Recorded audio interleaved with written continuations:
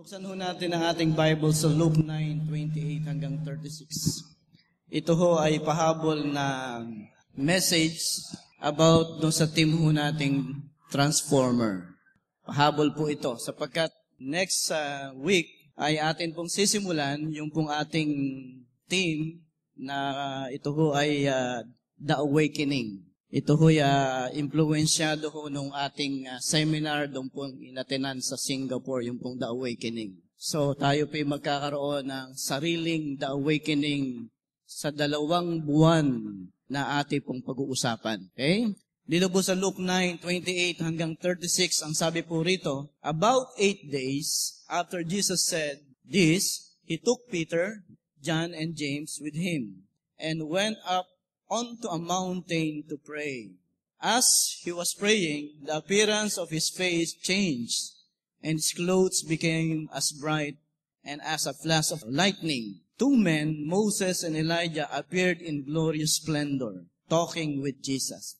They spoke about his departure, which he was about to bring to fulfillment at Jerusalem. Peter and his companions were very sleepy, but when they became fully awake, they saw his glory and the 2 men standing with him. As the men were leaving Jesus, Peter said to him, Master, it is good for us to be here. Let us put up 3 shelters, one for you, one for Moses, and one for Elijah. He did not know what he was saying.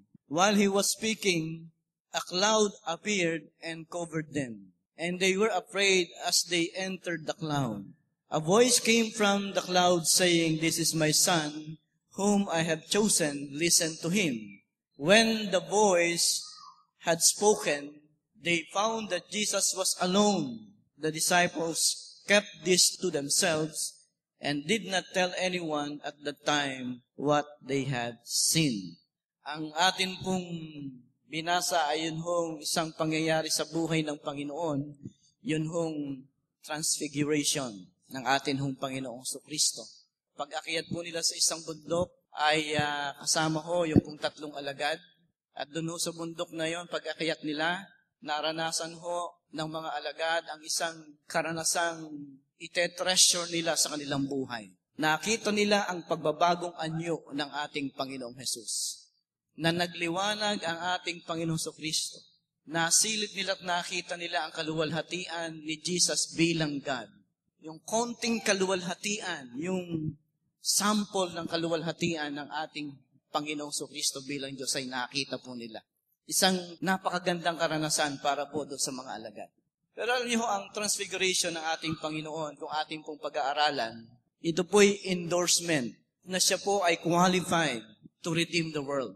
Nung nagpakita, ito pong si Moses at si Elijah. Alam niyo, si Moses ay kumakatawan ho sa law. At si Elijah ay kumakatawan ho sa prophet. Doon sa prophecy of the prophets. Na parang pinakikita ho dito na yung itinuro, yung teaching ni Moses, yung law, pinakita niya doon sa 5 books ng New Testament mula Genesis hanggang Leviticus ay yung 5 librong yon, yung tinutukoy pong yon ay siya. At yung law na tinutukoy sa banal na kasulatan ay patungkol do sa sacrifice ay tumutukoy sa atin hong Panginoong Kristo. At alam ho natin na ito pong si Elijah na kumakatawan sa mga propeta ay humula sa pagdating ng isang Mesaya. At yung katuparan ng pagdating ng Mesayang yun ay walang iba kung hindi ang atin hong Panginoong Kristo. So ang pangyayaring ito ay nag-endorse sa ating Panginoon na siya po ay talagang ang Mesaya, siya po ay may karapatan at karapat-dapat na i-redeem ang mundo. At hindi lang ho yun. Nung si Jesus ho ay nagbago ng anyo, alam niyo ho, ito po ay pinakikita upang sa ganon ma-strengthen ang ating Panginoong Kristo sapagkat during that time, malapit na po siyang ipako sa krus ng Kalbaryo. At nung nagpakita ho si Moses and Elijah, ang alam niyo, ang pinag-uusapan ho nila ay yung pong gagawin niyang pagliligtas sa sanlibutan. Kaya makikita ho natin dito na yung transfiguration of Jesus, una, nagpapakita na siya'y qualified to redeem the world. Pinalakas siya dahil doon sa transfiguration na yon. Pero tandaan ho natin, ang pangyayaring ito ay hindi lang nagtuturo sa pagbabagong anyo ng ating hong Panginoong Kristo. Ito po'y nagtuturo din doon sa pagbabagong anyo natin. Pagbabagong anyo natin. Sapagkat tandaan ho natin, bilang mga Kristiyano, yung pong mga pagbabago, dapat ho nating makamtan sa buhay ho natin. At dito sa pangyayaring ito, makikita natin ang ilang mga pagbabago na dapat ho mangyari doon sa buhay natin. Ano po yan? Una, pagbabago ng pananaw sa problema. Tandaan natin, tayo pong lahat ay may problems. Sino ho dito ang may problema? Can you say amen? Okay. Sino po dito gusto mawala ang problema? Can you say amen? Sabihin mo sa katabi mo, mamatay ka na. Hindi ho mawawala ang problema. Nandyan po ang problema. Doon ho sa Mark 9 and 2, Matthew 17 verse 1, ang sabi diyan, umakyat sila sa mataas na bundok. Alam niyo, ang description ng bundok ho dito ay yun pong Mount Hermon. Hindi ho ito yung Tabor, yung Mount Tabor. No, Mount Hermon. Yun po yung inakyat nila. At alam niyo po ba ang taas ng Mount Hermon ay 9,000 feet. Napakataas ho. Pag akyat ng tatlong alagad, may naranasan silang maganda. They see the glory of Jesus as man and God. Sapagkat doon po sa taas ng bundok, nakita nila ang pagbabagong anyo ng ating Panginoong Kristo. Isang karanasan na hindi ho nila mararanasan sa tanang buhay po nila. Pag sinabi pong bundok, spiritually ito ho'y kumakatawan sa mga pagsubok, problema, tiisin ho natin sa buhay na ating pong kinaroroonan. Inakyat ng tatlong alagad kasama ang ating Panginoon ang napakataas na bundok. At doon sa taas na yon, merong maganda silang naranasan. Nakita nila ang kaluwalhatian ng Panginoon. Doon ho sa Matthew 16:16, sabi ho ni Pedro, kayo po ang Kristo, ang anak ng Diyos na buhay. Tinanong sila ng Panginoon, ano ang sabi ng mga tao patungkol sa akin? Sabi nila, kayo po daw si Elijah, kayo po daw si John the Baptist, kayo po daw si Jeremiah. Pero sabi ng Panginoon, ako, sino ako sa inyo? Sumagot si Pedro, representative ng mga alagad. Sabi niya, kayo po ang Kristo, ang anak ng Diyos na buhay. At alam niyo ba, na ito ang sumigarado sa statement na iyon ni Pedro. Natiyak nila na ito nga ang anak ng Diyos. Na ito nga ang Redeemer na kanilang hinihintay. Alam niyo, ang magandang karanasan na naranasan ng mga alagad, nadagdagan ang pagkilala nila kay Jesus. Yun ang napakagandang karanasan na nakamta nila sa pag-akyat nila sa isang mataas na bundok.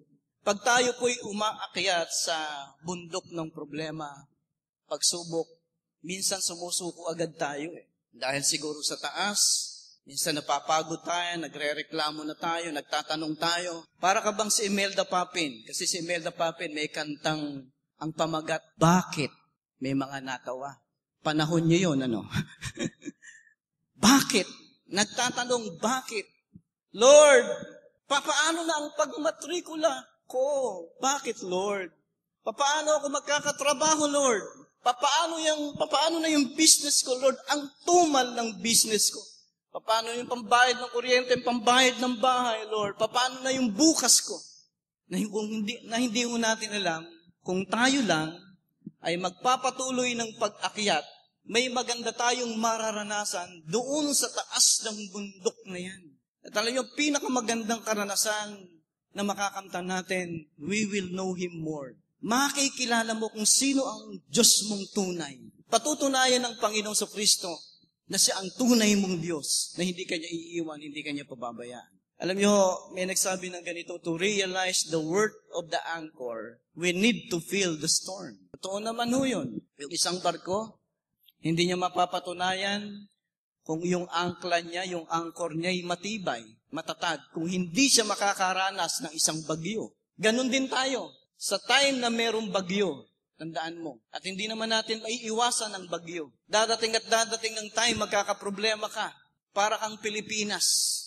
Hindi maaring walang bagyo. Hindi ka Singapore na walang bagyo. Pero may ulan din at may malakas na hangin. Lahat nakakaranas ng bagyo, ng malakas na hangin, ng ulan. Pero alam niyo ba, sa time na nakakaranas ka ng ganyan, kung iyan ay bundok sa'yo, hayaan mo lang akyatin. Tiisin mo ang akyatin. Huwag kang magtatanong. Huwag kang susuko. Kasi doon mo mapapatunayan kung sino ang Diyos mo. Kung sino yung anchor mo. Kung sino yung angkla ng buhay mo. Ang Panginoong Kristo during the time na kasama niya ang mga alagad. Nandun sila sa isang boat, sa isang bangka.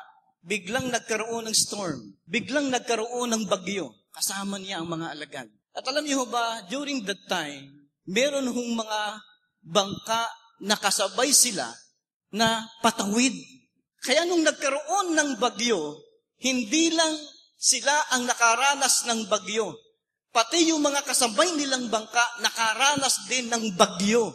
Pero alam niyo ba, kakaiba ang bangka na kinaroroonan ng mga alagad. Bakit? Kasi doon sa bangkang yun, kasama nila ang ating Panginoong Hesus. Kasama nila si Jesus, yung magpapatigil ng bagyo. Kasama nila si Jesus, yung magpapatigil ng unos, ng ulan. Alam niyo bang hindi natin maiiwasan ng bagyo? Hindi mo maiiwasan talaga ang problema. Ang mundong ito may problema talaga eh. Even yung hindi lubusang kumikilala kay Jesus, may problema. Pero kakaiba yung kinalululanan mo bangka.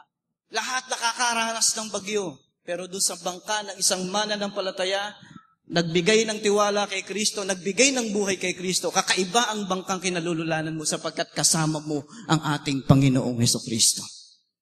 Kasama mo si Jesus. At sa iyong nangako, hindi kanya iiwan, hindi kanya pababayaan.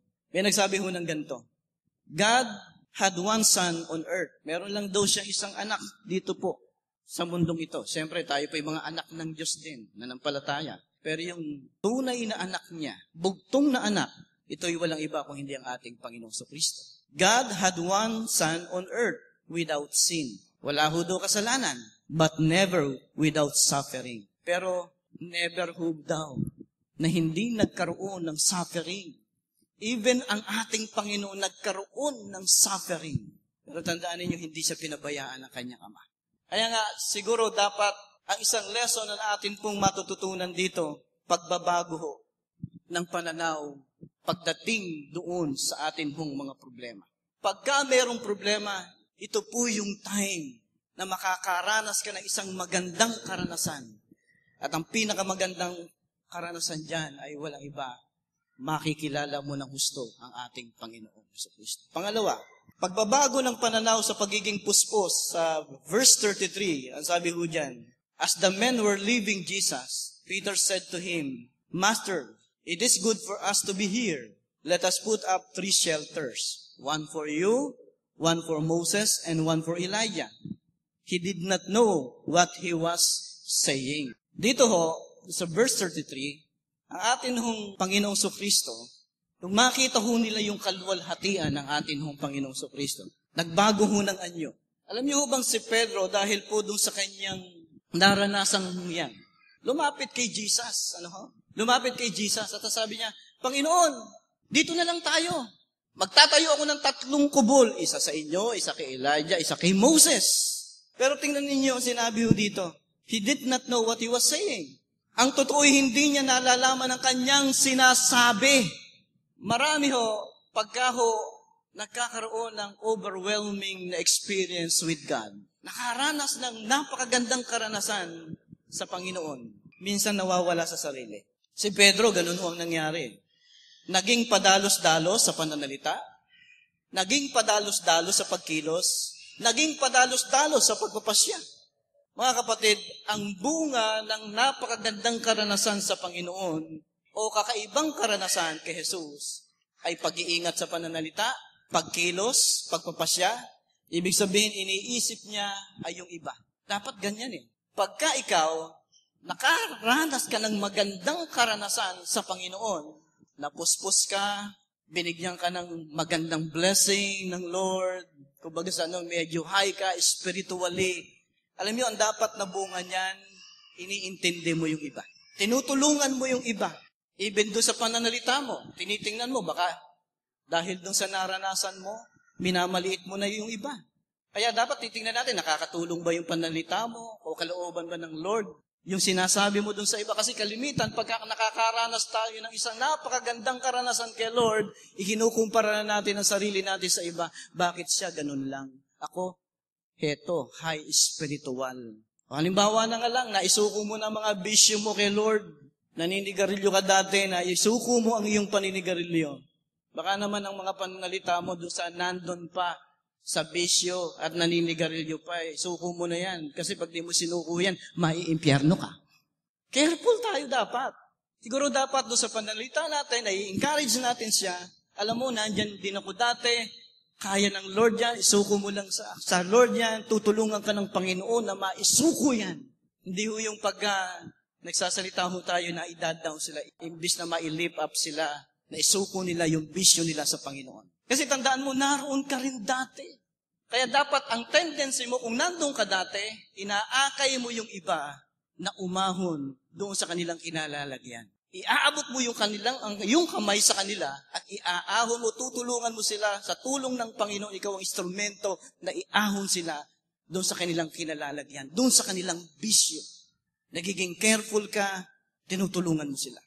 Halimbawa na lang, nabaptize ka ng Holy Spirit, di ba? Nag-speaking in tongue ka. Aba, tingin mo na doon sa ibang hindi nag-speaking in tongue ay hindi puspos. No! Kasi tandaan ho natin, yun hong sign na nabaptize ng Holy Spirit, isa lang ang nag-speaking in tongue. May iba't ibang karanasan dyan, na slain ka, nakaramdam ka ng peace, ng love. Yan po'y sign na nabaptize ka din ng Holy Spirit. Bagamat kinakailangang i-desire din ho natin na magkaroon tayo ng gift na gano'n. Pero hindi ibig sabihin nauna ka o nag-speaking in tongue ka, ay kakaiba ka na doon sa iba. No! Gumaling ka na hindi umiinom ng gamot. Baka ang tingin mo doon sa mga gumaling na umiinom ng gamot hindi na spiritual. No? Alam niyo, meron nga akong alam. Sumasakit ang ulo. Sumasakit ang ulo. Nag-pray, uminom ng gamot. Lord, gamitin mo ang gamot na ito para sa sakit ng ulo ko.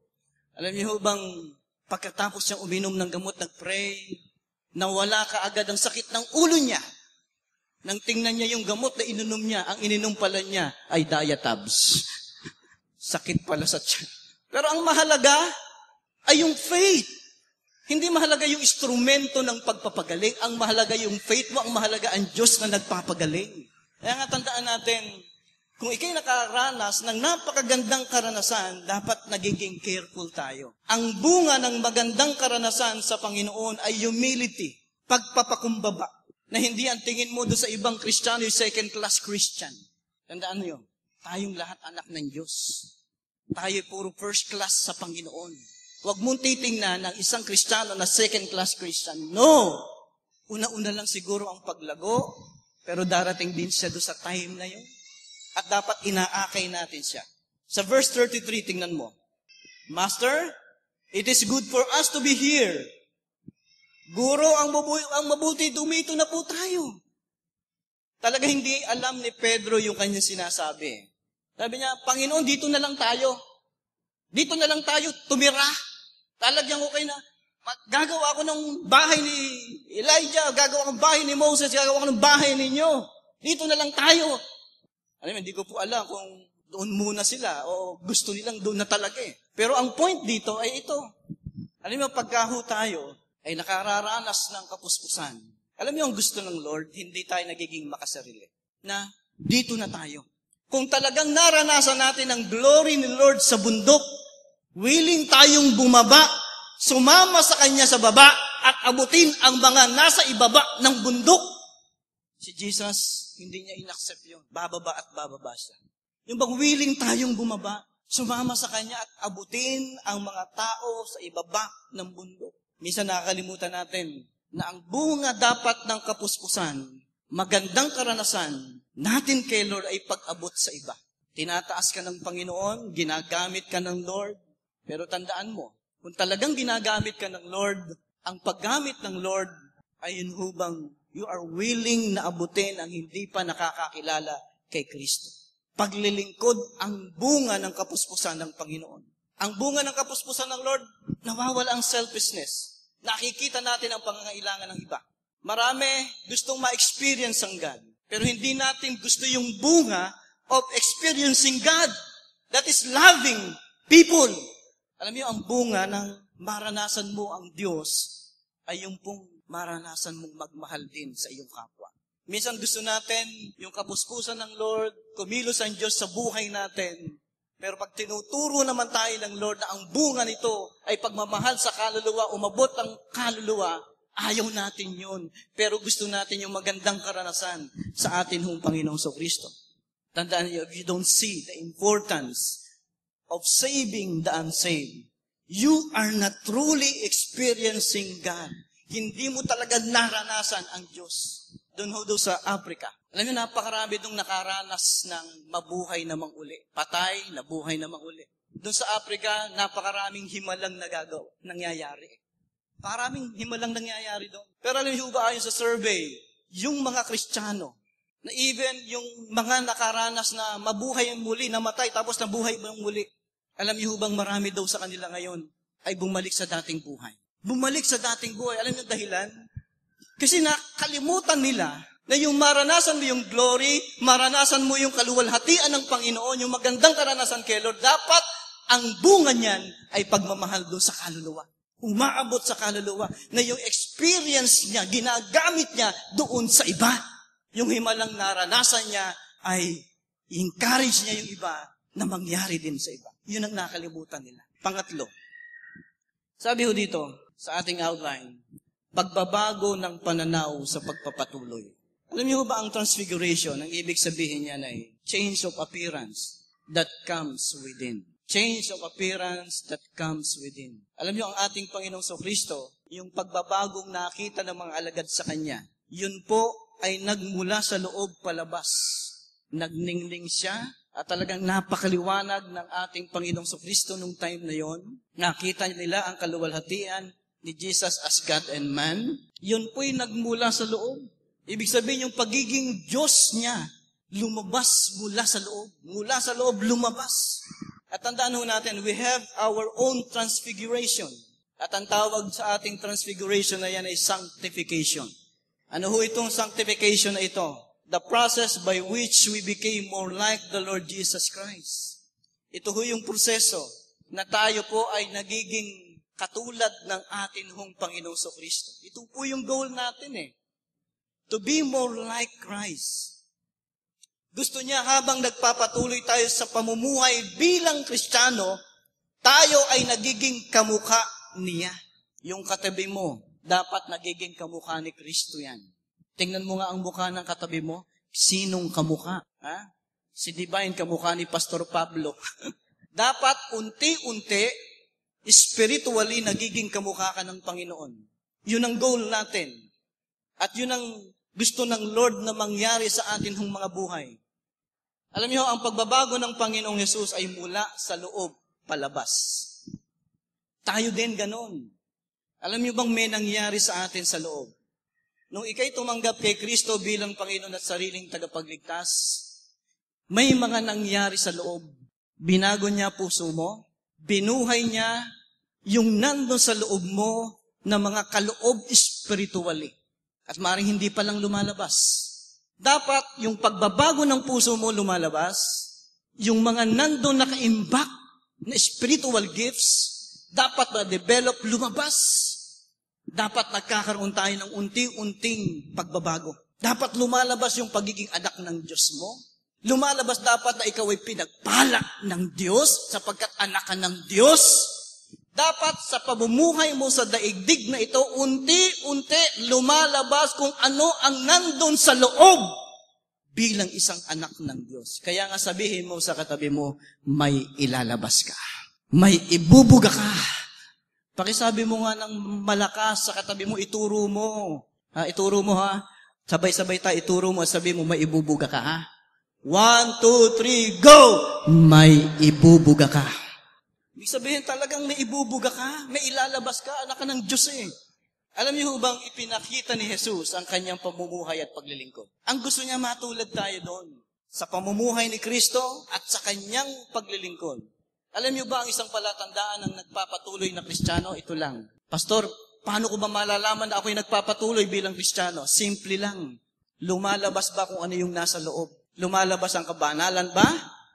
Lumalabas ba ang potential mo? Alam niyo kung bakit gigil na gigil si Satan sa inyo? Kasi ayaw ni Satan na lumabas ang potential mo. Alam niya na napakalaki ng potential mo at gagawa siya ng paraan para bigyan ka ng problema, bigyan ka ng pressure, kasi ayaw niyang lumabas ang nasa loob mo, yung potential mo. At alam niya, pagka nagpatuloy ka, lalabas at lalabas yan. Alala ko yung aking kaklase. Pumunta ako sa Singapore, doon po ako umattend. May nagsabi sa akin, alam mo ba, nagpapastor na dito si Susan, babae po siya. Ganon. Doon tayo umattend. So umattend po kami doon sa aking kaklase sa Foursquare. At nakita ko yung church niya. Isang simpleng babae, doon sa eskwelahan. Simpleng babae, kumbaga sa mga school, may mga sikat-sikat dyan eh. Hindi sikat na babae doon sa school, pero nandun sa Singapore, nagpapastor. Inordain na nung kailan lang, inordain siya doon sa Singapore. Nagpapastor siya ng isang kongregasyon. Bakit? Kasi itong babaeng ito, nakita ko, nagpatuloy. At hinayaan niyang lumabas ang potensyal niya doon sa kanyang buhay. Dapat ganun tayo eh. Lumalabas ang potensyal. Ngayon may pakikita ako sa inyo. Tingnan niyo to kung sino to. Ha? Pakipakita mo nga yung video. Sa libong buhay, I'll text you. Lakay mo ako Facebook. noong panasakit, isang tatay upang ibigin ka na walang upay. Kaya ng dapat na hindi nakakagyan sa pag-ayon. Puso ko ay sa'yo't nagmamahal at sa habang panahon natatanging kayamanan ko, ikaw ay sambahin. Wagas na pagsintay iyong tingin, kalagitan ng witin. Yan po si Laika. Dati.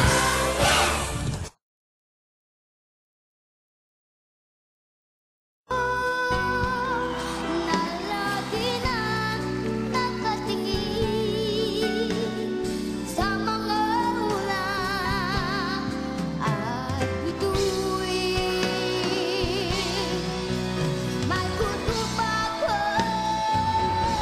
bumibiti. Heto na sa ang pag-ibig. Narito ako, nalagi na nakatingin sa mga ulan at bituin. Puso't isip ko ay isang hiwatig. Narito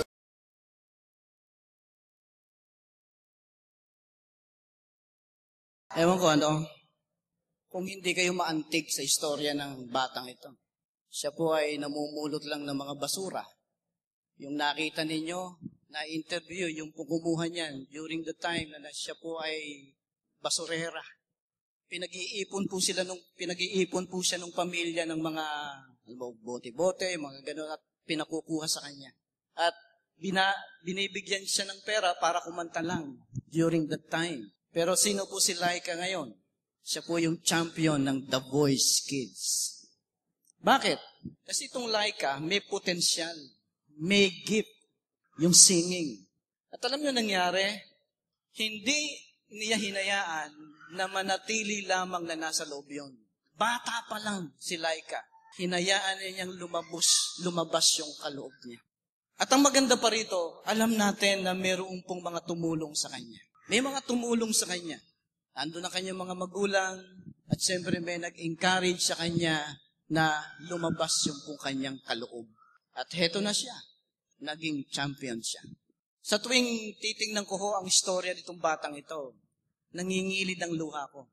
Hindi ko alam kung siya'y Kristiyano, pero siya isang example ng isang pwedeng gawin ng Diyos sa buhay ng isang tao. na yung kaloob na nandun sa kanya, kinakailangan lumabas. Alam niyo, bilang mga mananampalataya, kaya po tayo nandun sa church. Ang gusto ho natin, ay may lumabas sa buhay natin. Lumabas yung potential mo, yung gift mo. Lumabas yung pagpapalang ibinigay sa iyo ng Panginoon, nandyan sa loob yan. At ang church na ito ay tinutulungan tayo na lumabas ng maaga ang pagbabago, ang potential mo bilang isang Kristiyano, ang pagpapala na ibinigay sa iyo ng Diyos noon paman. Sapagkat ikaw ay son of God. Nandyan na yan. Gusto ng Lord lumabas sa buhay mo at maging champion ka din spiritual. Dito ho, nung si Jesus ay nag-transfigure, nagbago ng anyo, nagpe-pray siya, na nagsasuggest na prayer is one of the keys to a transformed life. Na ang panalangin ay isa sa susi ng nagbabagong buhay. Isa sa susi ng paglabas ng iyong potensyal, paglabas ng iyong pagbabago. Kaya nga alam nyo, itong mga ginagawa natin dito sa loob ng Iglesia Cell Group, ini-encourage natin na magkaroon ng devotion. Isa lang ho ang layunin nito upang lumabas ang potensyal mo bilang isang Kristiyano. Upang magkaroon ng tunay na pagbabago doon sa buhay natin. Sino dito umaattend ng concert? Umaattend ka ng concert, di ba? Hindi dito, nanonood ng basketball sa PBA. Halimbawa kayo, bibigyan kayo, may pera din lang naman kayo. Ano ang bibilin nyo na ticket? Yung bang nandun sa pinakataas o doon sa unahan? Sa unahan, di ba? Bagamat mahal yan, ang gusto mo, nandoon ka sa unahan. Ayaw mo doon sa huli. Kung meron ka din lang pera, bibili ka at bibili ng ticket na nandoon sa unahan. Bakit? Kasi doon sa unahan, nakikita mo ang aksyon. Meron kang magandang experience na nararanasan sa unahan. Maraming mga sorpresa doon sa unahan. Ibig sabihin, iba talaga ang epekto sa buhay mo pagka nandun ka sa unahan. Minsan nga lang nagtataka ako, sa church lang talaga tayo, libre naman. Minsan, nag-uunahan sa huli, hindi sa unahan. Pero ano po yung point ko dito? Ano yung gusto kong ipaunawa sa atin? Mga kapatid, iba yung nasa una ka. Iba yung ang attitude mo, gusto mong laging nandoon sa una. Alam niyo bang may mga pagkakataon, may mga bagay na alam natin na doon kumikilos ang Diyos. Alam natin, halimbawa, sa panalangin, kumikilos ang Diyos. Doon sa panalangin, doon natin na-experience ang God. Ang tanong ko sa iyo, nasa unahan ka ba o nasa hulihan? Gusto mo bang doon ka sa una? O gusto mo nandun ka sa hulihan? Nagpapamentor ka ba doon sa iyong cell leader?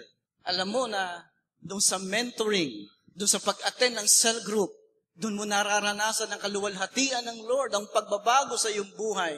Ang tanong ko, nasaan ka? Nasa hulihan ka ba o nasa unahan? O lagi mong ginagrab ang opportunity na lagi ka umattend sa cell group mo sapagkat alam mo na may ginagawa ang Diyos sa buhay mo. Gusto mo nasa unahan ka? Sunday service. Alam mo na pagka Sunday service, pagka Sunday, dapat nandun ka sa church, pagkat nararanasan mo ang Lord, nakikita mo ang kaluwalhatian ng Panginoon, siyempre, hindi ako magpapahuli dyan. Gusto ko, nandoon ako sa unahang row. Ganun ho ba yung attitude natin? Alam mo, nakausap ko si Dr. Lina Tamayo. May kinuwento sa akin siya noong ko lang naranasan. Kilala ho natin si Dr. Lina. Hanggang ngayon, naglilingkod po siya sa Panginoon. Yung dating vice mayor natin.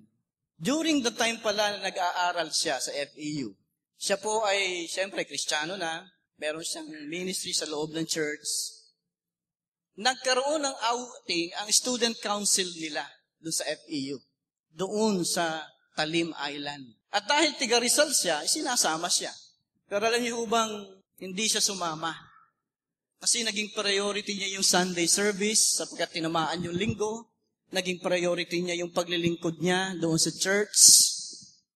Alam niyo bang yung student council, yung 15 yun, nalunod doon sa Talim Island. Namatay lahat.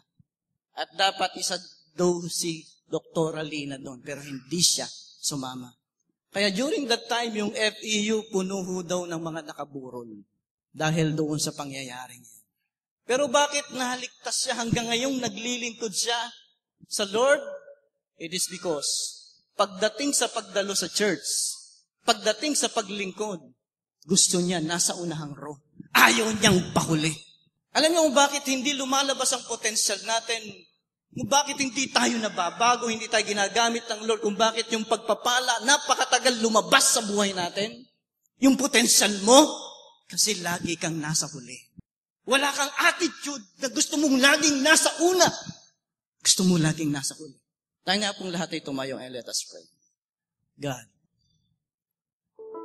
gusto po namin, Panginoon, sa umagang ito, convict us. Strengthen us. Teach us, O God.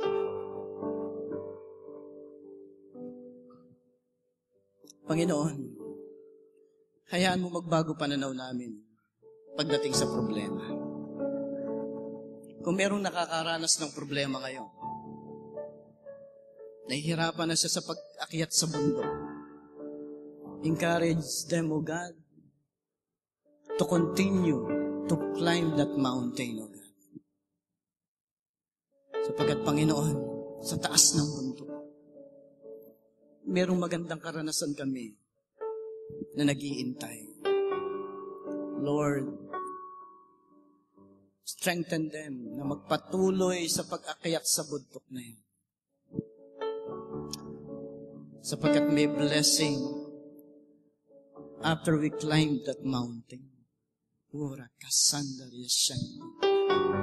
At Lord, hayaan mo magbago ang pananaw namin sa pagiging puspos. May naranasan kaming maganda. Dapat ang bunga nito yung humility. Meron kaming naranasan maganda sa bundok. Dapat abutin namin yung nasa baba. Truly, yes, we want to experience you. But sometimes, Lord, we don't want the fruit of experiencing God. And that is loving people, O God. Turuan mo kaming magmahal sa kaluluwa. Kasi kung talagang nararanasan ka namin, kung talagang lumalabas yung potensyal namin, kung talagang may ginagawa ka sa buhay namin, Lord, dapat ang bunga niya ay pagmamahal sa iyo at pagmamahal sa kaluluwa. Kaya pala, Panginoon, yung mga ibang gumaling, pinagaling mo, nakaranas ng himala, minsan sinasabihan mo silang, huwag nilang sasabihin sa iba muna yung nangyari sa kanila. Kasi iniisip mo roon nung time na yon yung kaligtasan mo, na baka maraming makaalam. Kaya mo pala sila sinasabihan, huwag sasabihin. Kasi talagang ang natural na nakaranas ng himala mo, hindi pala talaga mapipigil na sabihin sa iba ang naranasan nila. Kasi yun ang tunay na bunga ng karanasan sa iyo. Panginoon,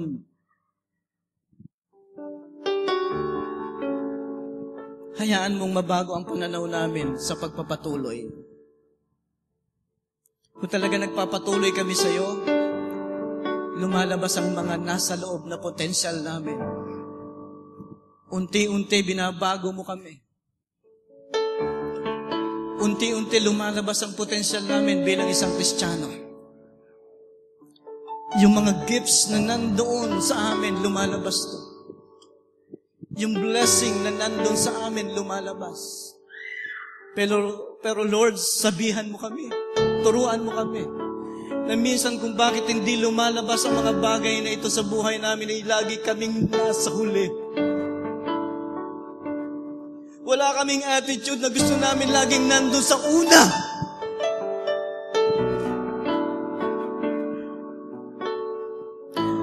Wala kaming attitude na pagdating sa mga bagay na spiritual, gusto namin nasa una. Minsan wala kaming gana. Hindi kami excited. Minsan sa pag-attend nga lang sa church, minsan hindi po kami excited. Sa devotion, hindi kami excited. Hindi gusto namin, ayaw namin nasa una. Gusto namin laging nasa huli, Lord. Lord, develop mo sa buhay namin, Lord, ang attitude na lagi kaming nasa una, Panginoon. And I know, ang pagbabagong yan ay makakamtan ng iyong mga anak. Hayaan mo, Lord, na lagi naming i-aim na kung saan ka kumikilos, saan namin nararanasan ang iyong presensya ay iyong kaluwalhatian, hindi kami pahuhuli, Panginoon. Lagi kaming nandoon sa una, Panginoong Jesus. Baguhin mo kami. Tulungan mo kami, Panginoon. Ito po ang aming samot panalangin. Sa matamis na pangalan ni Jesus. Everybody say, Amen. Amen.